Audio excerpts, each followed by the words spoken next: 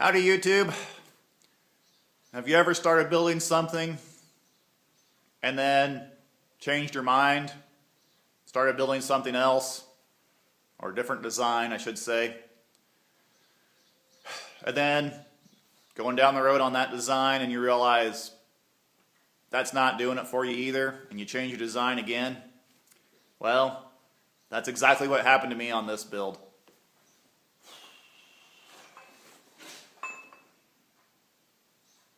To make a long story short, I built this press over here and I made a major mistake on it. Well, actually a couple mistakes that basically render this thing inusable.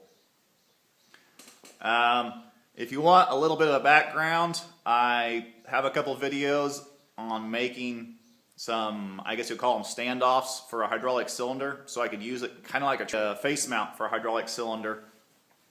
And I also have a video on building plates to adapt a hydraulic cylinder to my Owatonna bearing press.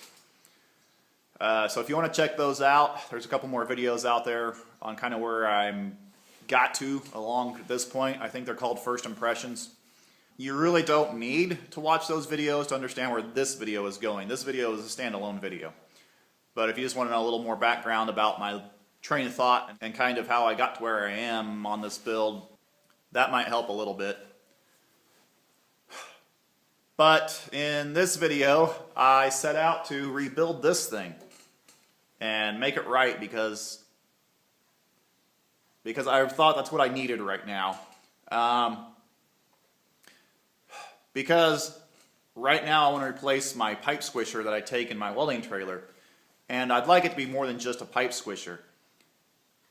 What I built that I carry in my welding trailer right now is 20 years old. Matter of fact, I think it might be about 21 years old now. I think I built it in '95. And it basically was a horribly built proof of concept. It works, but I never have liked it. It's way too heavy.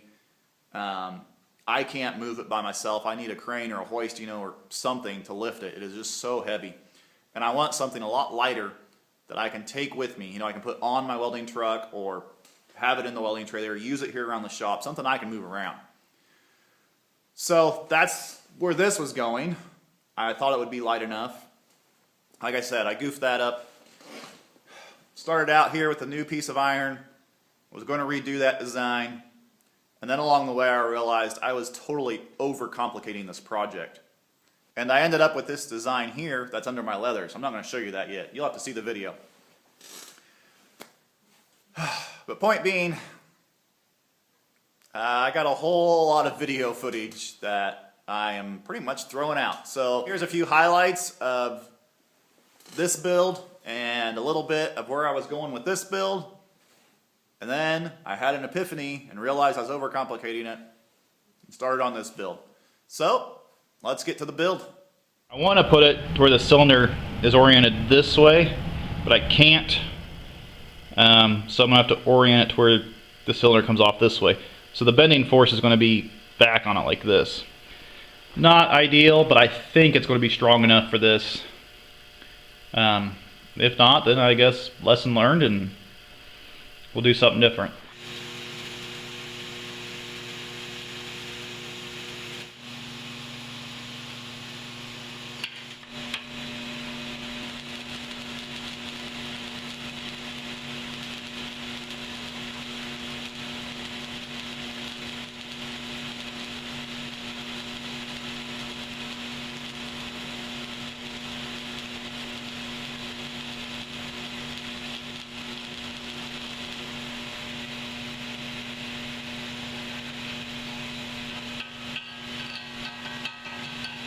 Well, it fits on there great.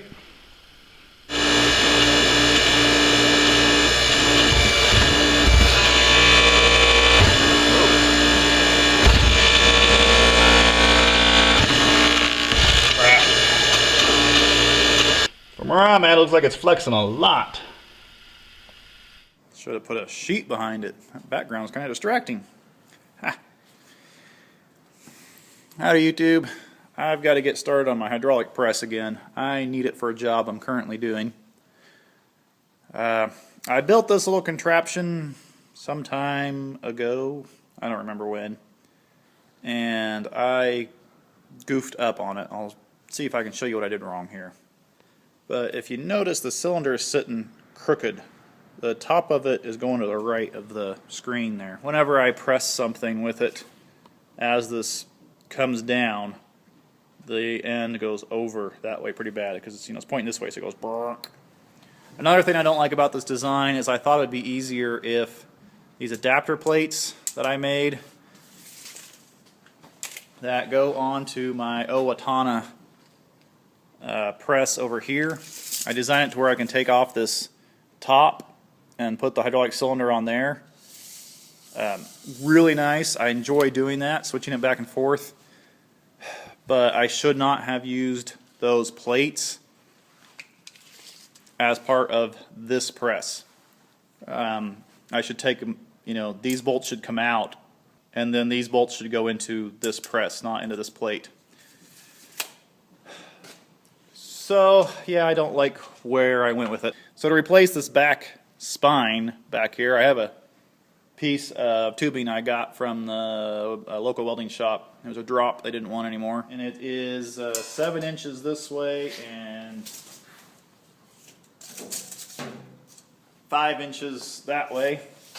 And I might be able to squeeze 20 inches out of it once I cut off the torch marks and square it.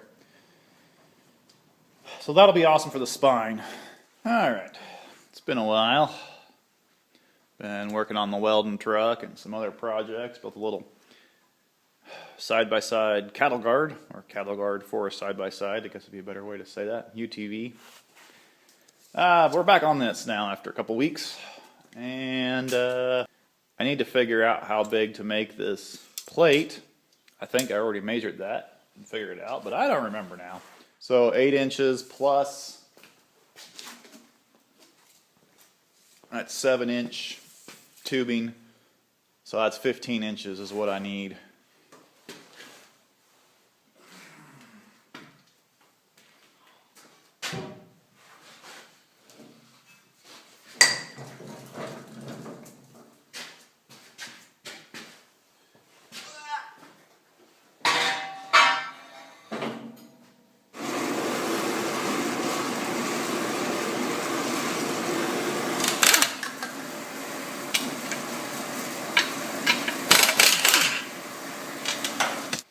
I'm going to take this off. I don't know if I'm even going to use this clevis. I'll probably make up something to screw on there. I don't know, I keep toggling back and forth. I keep thinking for simplicity, just use this clevis. It's already there. Like I said, keep toggling. But if you turn the clevis, the whole rod turns. I don't know if you saw that. And it seems like a lot of people don't understand how to remove these. They try to grip the rod with something and end up, knurling by pipe wrench.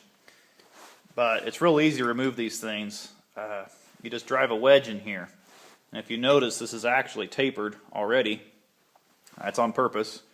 Now, there is a specific wedge you're supposed to use. I don't have one. So I just use a chisel. Be careful not to run it into the threads. But you just tap it in there. It doesn't take much. Well, maybe a little more than that. And, well, never works on camera, does it? Try this again here. It works a lot better if you have the appropriate tools. But see how easy that is to remove now? Now I'm going to figure out my bolt pattern and my hole size. I think this is 1 1/4 shaft, isn't it? Yeah, 1 1/4 shaft. So I'll go a little bigger hole in that. After spending quite a bit of time doing the layout and double checking it and making sure everything is right, I think I'm going to take it to the small Rockwell drill press and center drill each one of those holes real quick. And then I'll take it over to the Atlas closing drill press and finish drilling them.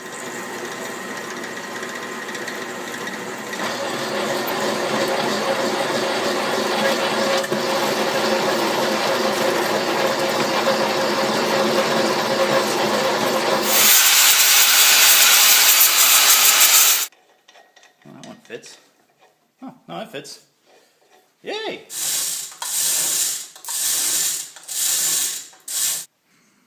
That's where I'm going with it so far. I still cannot decide on the, I guess you'd call it the anvil end over here, what I'm doing for that. Just, I don't know. I'd like to be able to like drop something in there, is what I keep thinking about.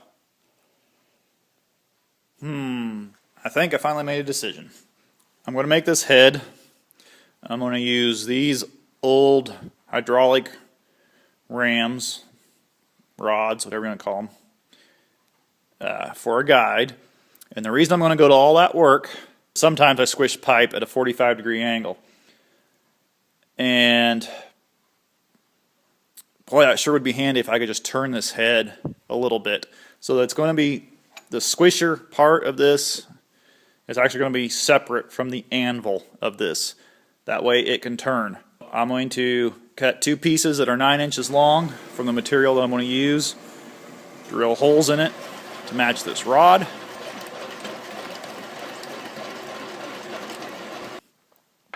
And assemble this head part, and then I'm going to figure out where the anvil goes. Start to make a pipe squisher. If not, it's the start of a bearing splitter.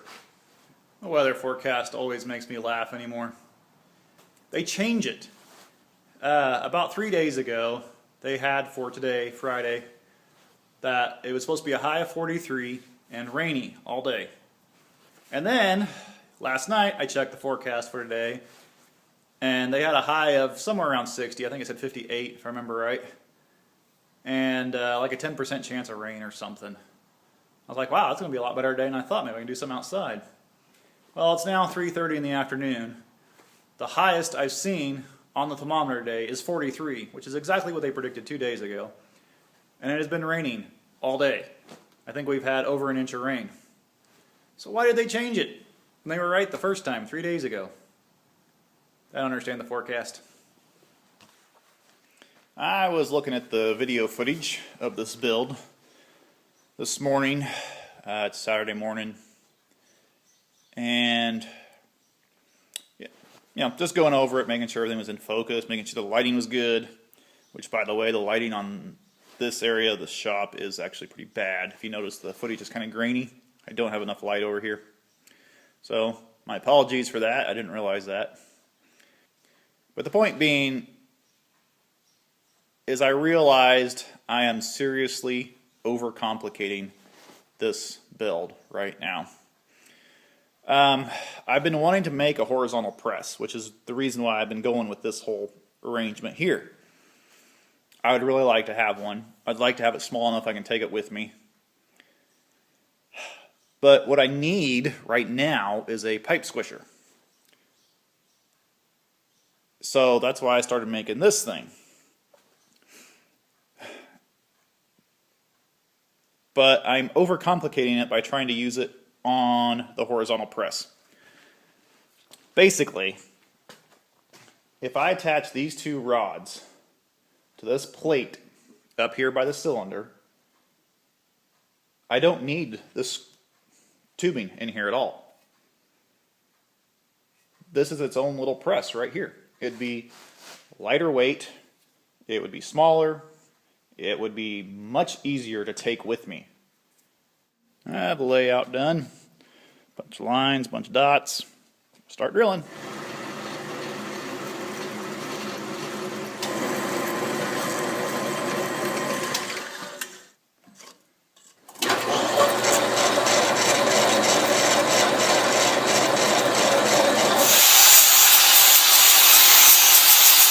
This is a little snug.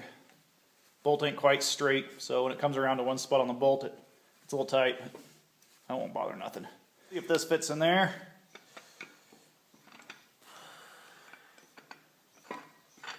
There we go. If I can hold it still. Oops. Come on. What are you doing to me here? Can't hold on to it. There we go. That works. I've been looking around through the bolts and nuts and stuff for the last 25 minutes, according to the clock. And so what I decided I'm going to do on this project is this one happens to be 1-inch thread, so I just got a regular 1-inch nut on there. No problems there. Of course, this side is 1 1/16 thread. I don't have a nut for 1 1/16. I can't find a tap for 1 1/16. And I'm really not sure I want to spend the time on the lathe right now. I don't think it would take that long to spin out a nut, but I would actually like to have 2 nuts so I can jam it, because with this much thread there, I need to be able to lock it in place. So I found this clevis here, and I've decided what I'm going to do is put this on here for now. And hopefully it will be just for now and not permanently. Part of me is thinking about building a lock for this one that's supposed to be the anvil so it can't slide like it does. Part of me doesn't really care because I'll probably use this squisher in this position most of the time, so hopefully it won't do that to me all the time. Another thought I had was maybe go ahead and put some light springs or even a light spring in here to constantly push it over. We'll see how that goes, but yeah, that might get annoying. I think I'm going to go ahead and give it a test run just to see if it even squishes anything before I build this nut over here.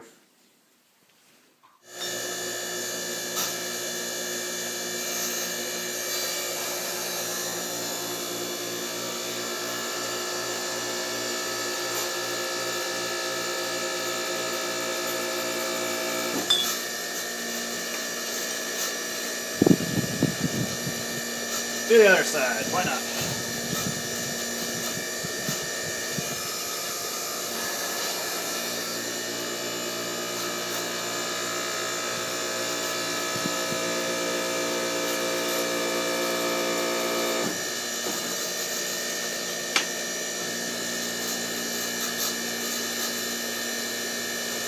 That squishes it easy. So that was 2 3/8 oil filled tubing. This is 2 7/8 oil filled tubing. I very seldom squish this stuff, but I want to see if it has the power to do it.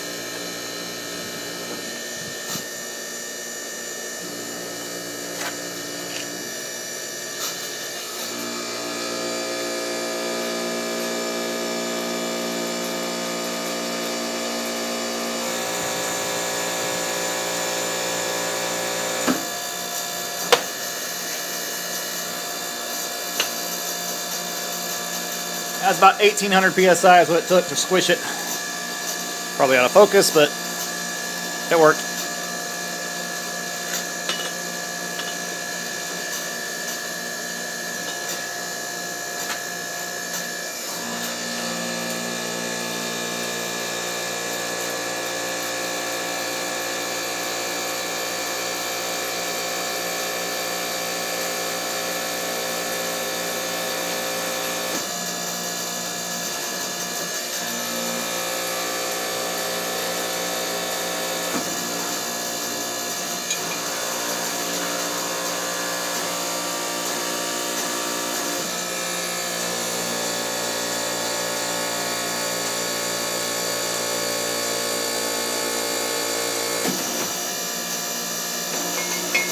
This plate does flex. I thought maybe being that short coupled, it wouldn't, but it does. So I need to reinforce that a little bit.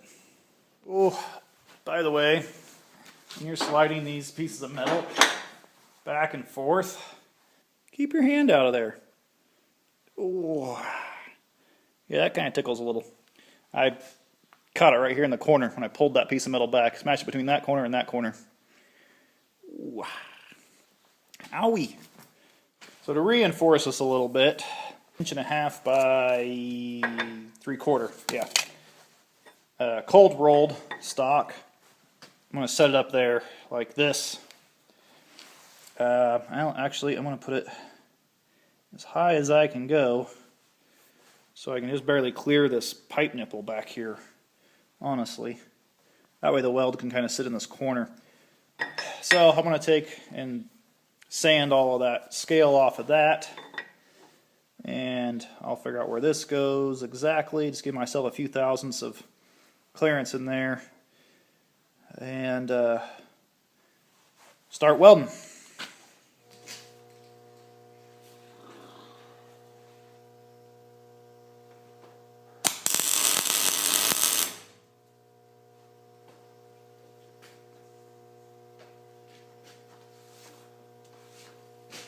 That'll work. I'm going to spot it out here too, I think.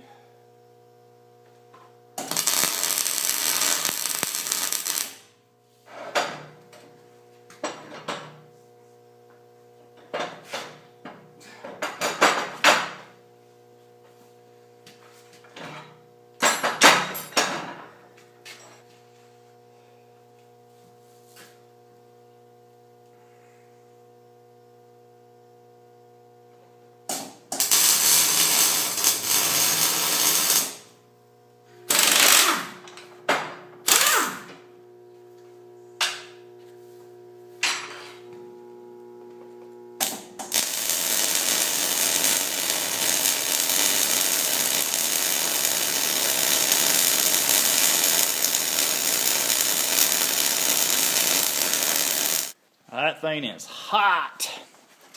I just wanted to point something out here real quick. Hopefully I don't burn myself, but I made short welds and worked around, flipped the piece over, did a whole bunch of different areas. But as you can see right here, like this is one of the first ones I made, and it's cold. You can see it's mounded up. Over here, these are one of the last ones I made. And you can see they're really flat and almost starting to undercut in there. Huge difference. I really should have preheated this plate, honestly. I had to skip around where it sets on there, the square bits that I made, the standoffs for the cylinder, because they come right out to the edge of this. So hopefully that's enough room in there. And then, I just did a single pass here in the middle. And these are triple passes out here on all four corners. So anyway, when that thing cools down, we'll see how much warpage I got out of that and see if it all fits back together. Alright, put my gloves on before I mess with this. All bolted together, and guess what? It works. It's a little stiff up there, but once I push that one up there, this one's loose. So it's basically where it was.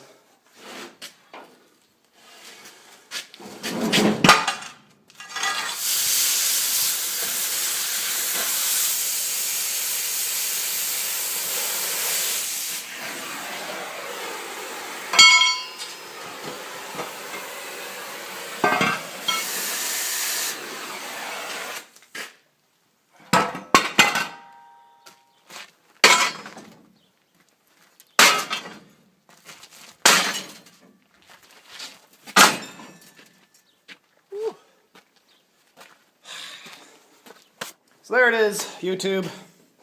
Calling it quits here on this video. You get the idea where I'm going. You've seen it work. So I hope you enjoyed this. We will be back with an update on this whenever I get time to make a nut that attaches to this piece, so it'll retract. I don't have to do that by hand. We'll put probably a set screw in here to keep this piece from roaming away. If you have a better idea on how to lock that in place, let me know. I really think a set screw would be fine, though. I don't see why not. This shaft is already screwed up. I mean, what's it going to hurt?